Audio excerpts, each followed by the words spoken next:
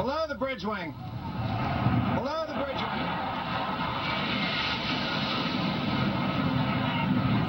The fighter jets mocking an attack on the U.S. destroyer. One defense official calls the stunts the most aggressive act since the Cold War.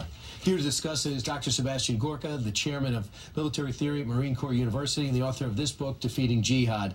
So we got to tap into where you grew up in the Eastern Bloc, where your family's from, and talk about what the Russia's approach is. Why would they do this to us? Because they're probing. This is classic Cold War strategy. Remember, Vladimir Putin was a colonel in the KGB, so he's just testing, constantly prodding our chest, and when he sees us do nothing, he fills that vacuum. This is why he invaded Crimea. This is why he's intimidating people all across the area around the Balts, and this is why he's moved into the Middle East. Classic Cold War tactics. How did we respond, and how should have we responded?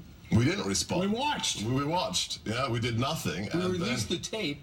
Yeah, we released the tape, but we didn't do anything military like. How should we have responded? At least put aircraft up in the air to make it difficult for him to do this again and to send a message. You are in the envelope of a USS destroyer. You don't do this. So are they laughing at us over there because we didn't do anything? They will be running this tape for years on Russian television. The Americans just sat there while we flew over. Paper tiger, right? Isn't this symbolic of the fact that Putin thinks that our president is weak?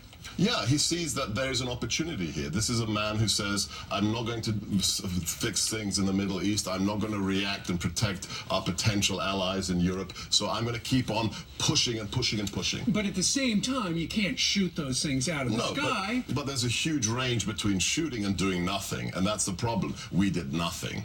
This is a pattern. The USS Donald Cook, a few short times ago, was conducting flight operations with a Polish helicopter Monday when two Russian Su-24 attack aircraft approached from an unsafe distance. This one day, 48 hours ago, the Baltic nations, now members of NATO, have called on additional protection from NATO nations because they believe as though the Russians are beginning to rattle their cages. The Poles are also asking for more protection. Remember, the viewers need to know this isn't new. Russia has been doing this for years. They've been doing this off the California coast with their long-range bombers. This isn't a new thing. This is in the news now. And remember, those states, the Baltic states that are members of NATO now, they were taken over by the Soviet Union. They were forced to be part of the USSR. They are very afraid right now. Real quickly, would this happen under a different administration?